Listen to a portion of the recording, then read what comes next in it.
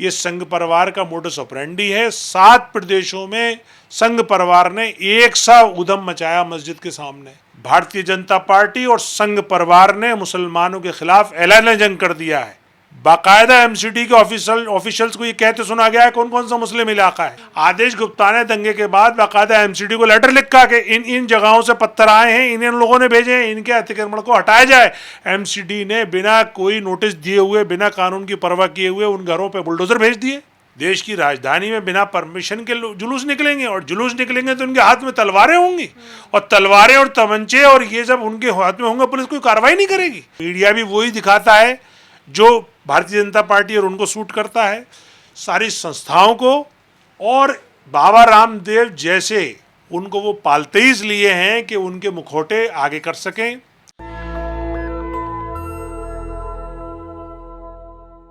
स्वागत है आपका नेशन दस्तक में। मैं हूं आपके साथ फरीन सैफी। इस वक्त हमारे साथ मौजूद हैं कलीमुल हफीज साहब, जो दिल्ली एमआईएम के प्रदेश अध्यक्ष हैं। उनसे पूछते हैं जिस तरह से बुलडोज़र चला दिया जाता है, या जहांगीरपुरी हो, या जहांगीरपुरी से बाहर के इलाके हों, या बाहर के स्टेट हों, या फिर अभी जो बोला गया है कि शाहीन बाग, ओखला या बदरपुर जैसी जगहों पे बुलडोज़र चलाया जाएगा। सर, किस तरह से आप ये सब चीज़ें देखते हैं कि अगर सुप्रीम कोर्ट होने के बावजूद भी ये बुलडोज़र चलाया जा रहा है?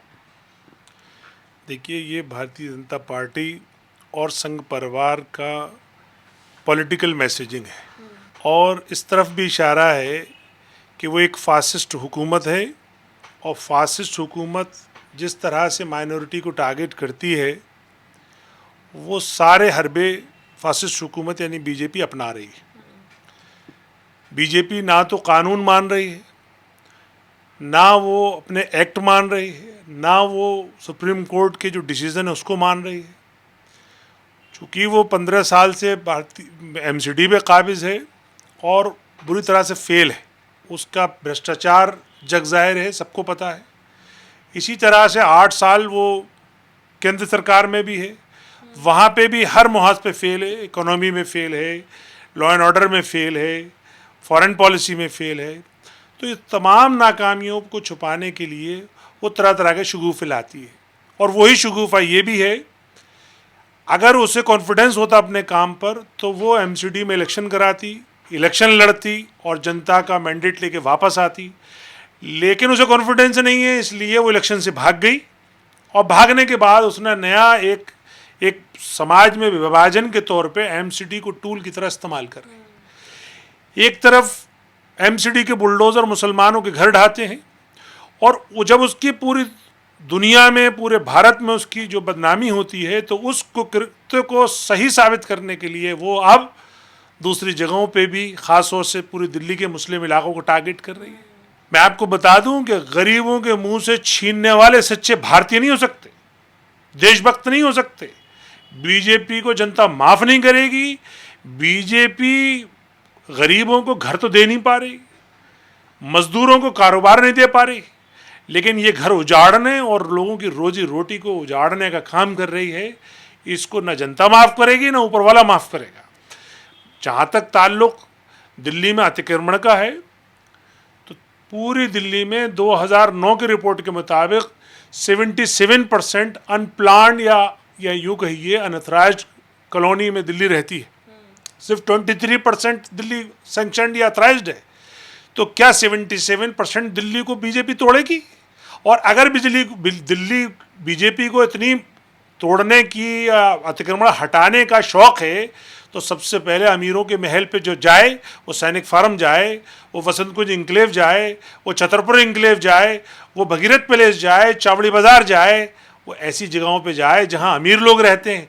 वो ऐसी जगहों को निशान बना रही है जहाँ पहले से मजदूर गरीब लोग रहते हैं, जैसे तैसे अपनी रोज़ी रोटी वो पटरी और ठेला लगा के और फड़ लगा के अपनी ज़िंदगी चलाते हैं। आज जो सर्वे हुआ है, चाहे वो जैतपुर में हुआ हो या शाहीन बाग में हुआ हो, ये सब सर्वे ये छाट कर हुआ है। बाकायदा एमसीडी के ऑफिशियल्स को ये कहते सुना गया है कौन कौन सा मुस्लिम इलाका है। यानी क्या मुसलमानों को टारगेट करके जो खौफ व हिरास का माहौल पैदा करना चाहती है।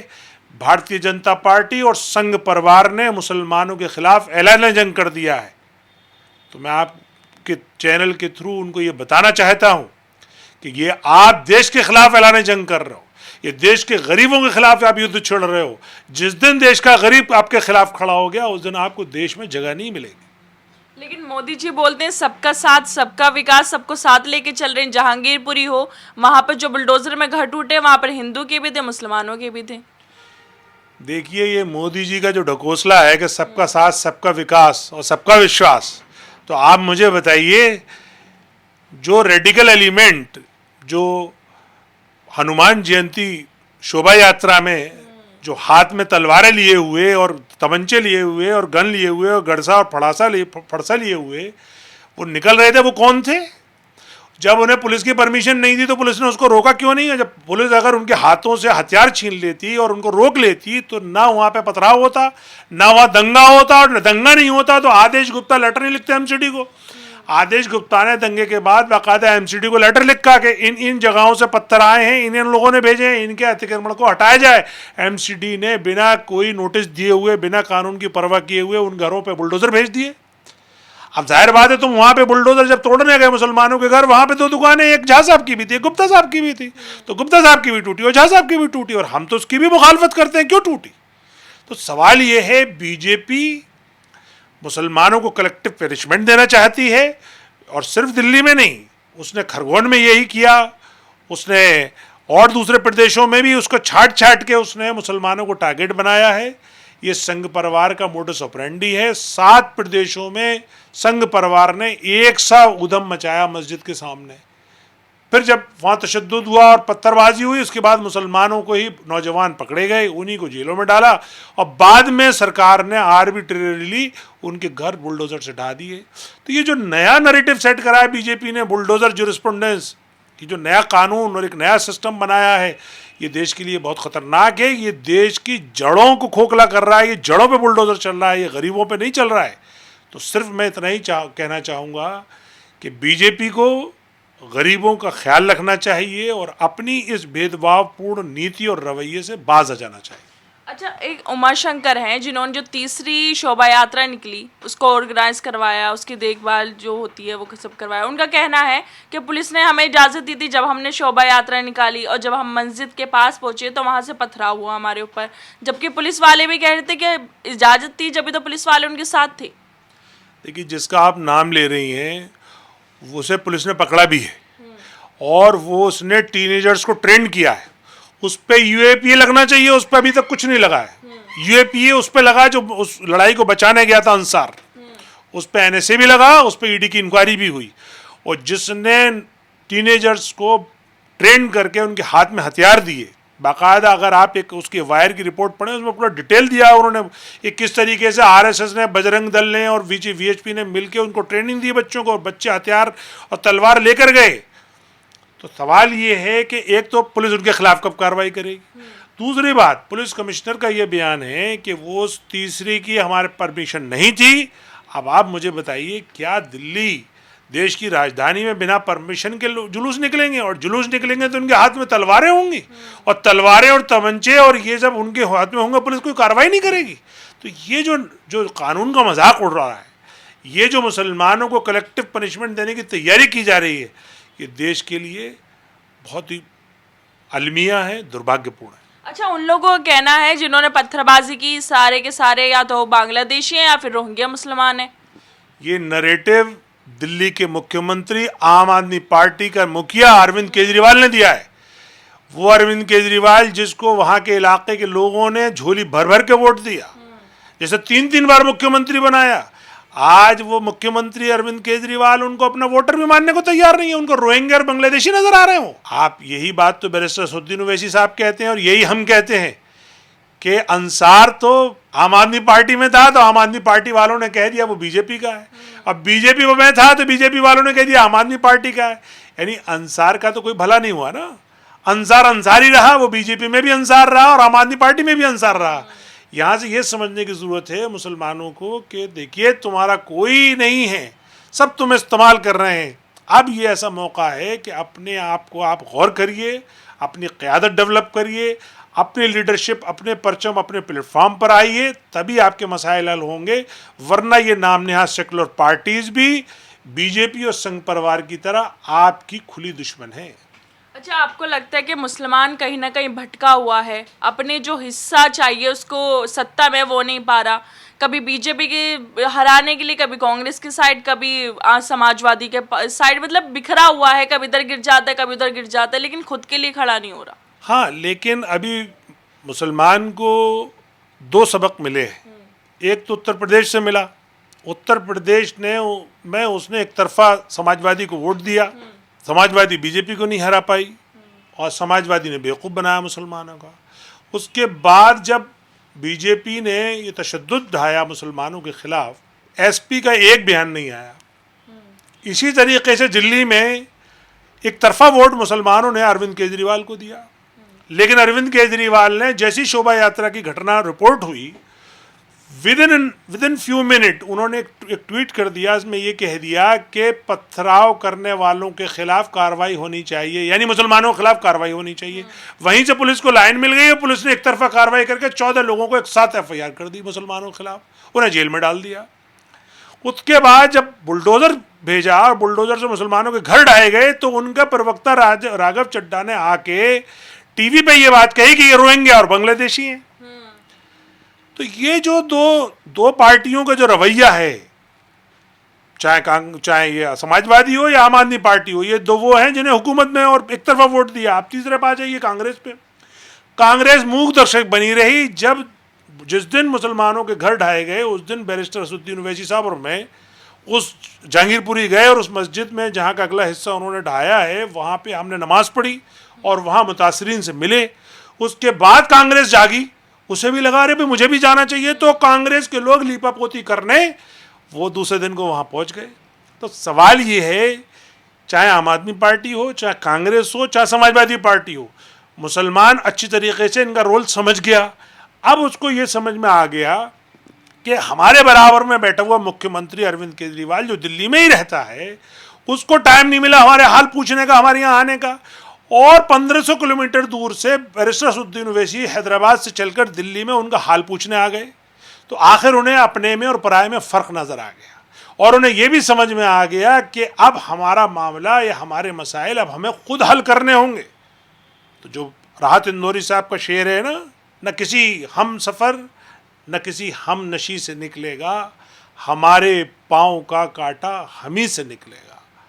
तो ये फ़रीन हमारा कांटा है, हमारे पैर में लगा है, हमें इसकी तकलीफ़ का एहसास है और इंशाअल्लाह हम ही इसको निकालेंगे।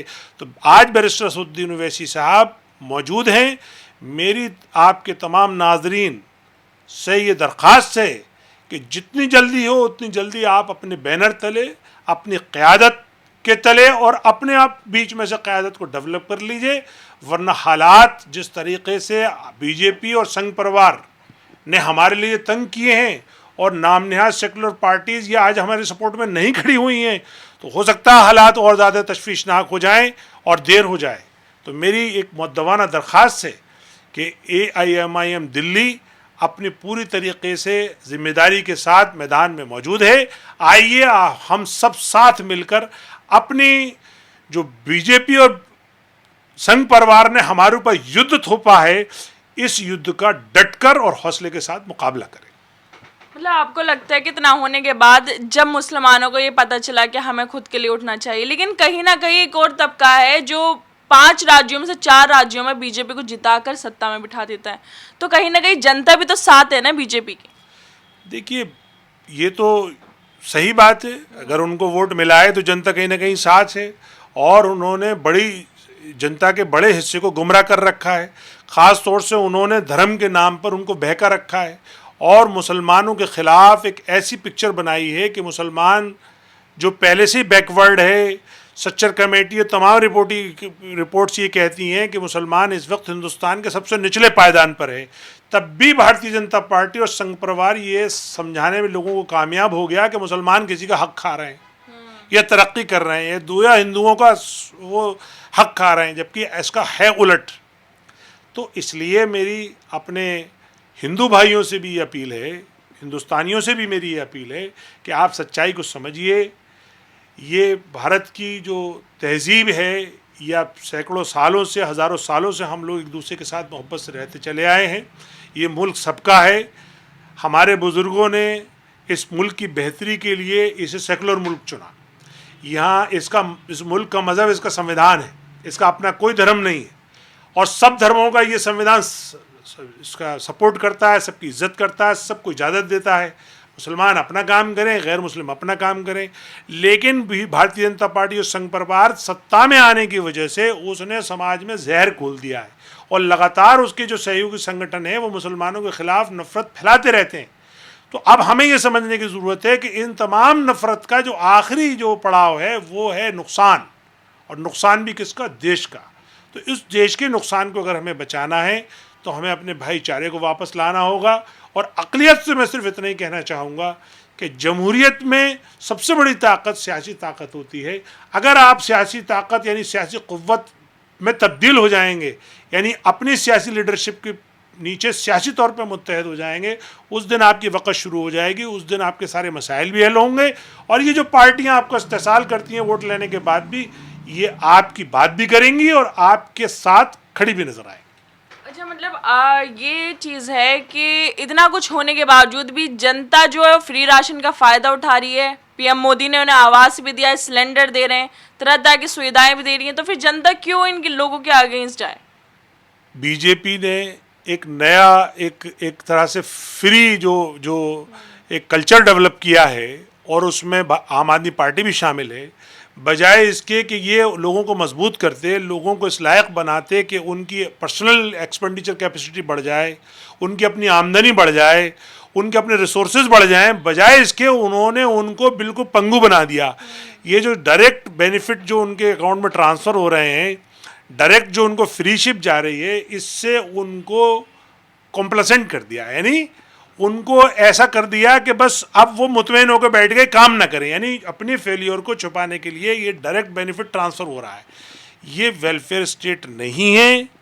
फ्री शिप में और वेलफेयर स्टेट में फ़र्क है। वेलफेयर स्टेट में सरकारें वो काम करती हैं जिससे गरीबी ख़त्म होकर गरीबी उठती है। अभी क्या हो रहा है? गरीबी बढ़ रही है, बेरोज़गारी बढ़ रही है, और इकोनॉमी नीचे जा रही है, लेकिन वो कुछ पैसे उनके अकाउंट में ट्रांसफ़र हो रहे हैं जिससे कि वो आवाज़ ना लगा सकें।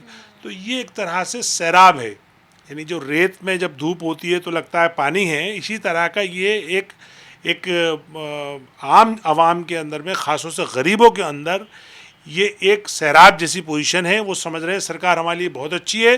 सच्ची बात ये है कि सरकार गरीब विरोधी है।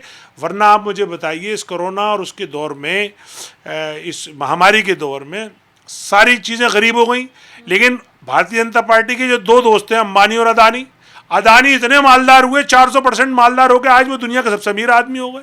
आखिर ऐसी कौन सी महामारी थी जो उनके दोस्त को तो मालदार कर गई, बाकी हिंदुस्तान को गरीब कर गई?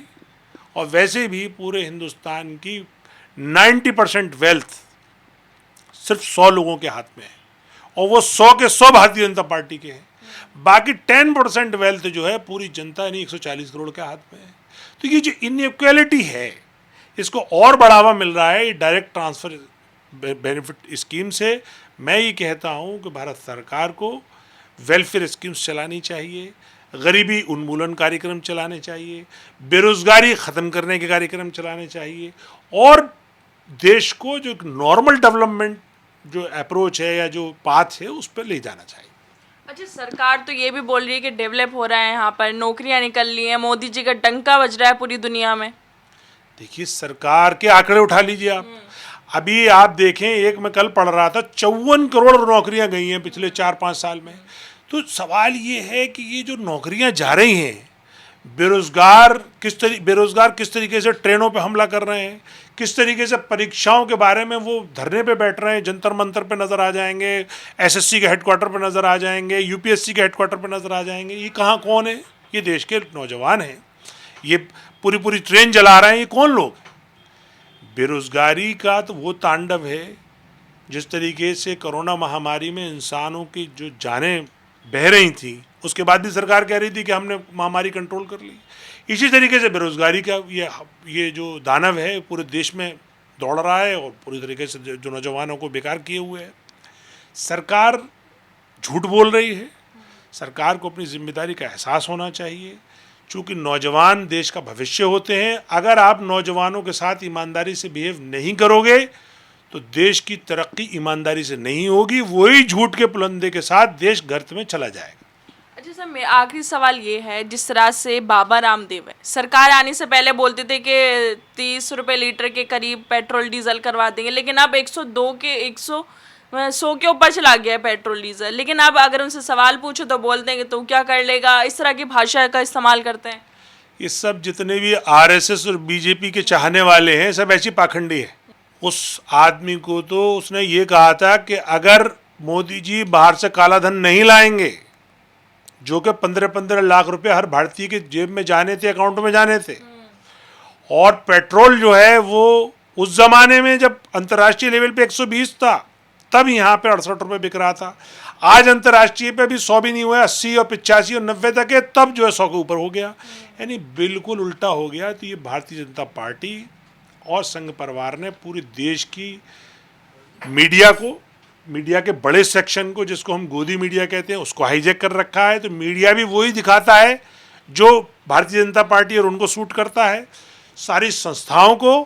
और बाबा रामदेव जैसे जो पाखंडी लोग हैं, उनकी जिनकी आमदनी 1-1 हज़ार गुना बढ़ गई है, उनको वो पालते ही इसलिए हैं कि उनके मुखौटे आगे कर सकें जब उनके पास टफ टाइम हो। अब इस वक्त तो सब एंजॉय कर रहे हैं। बाबा रामदेव की तो प्रॉपर्टी का कोई अंदाज़ा नहीं लगा सकते। अदानी के बाद दूसरे नंबर पे सबसे ज़्यादा फ़ायदा उठाने वाला बाबा रामदेव ही है।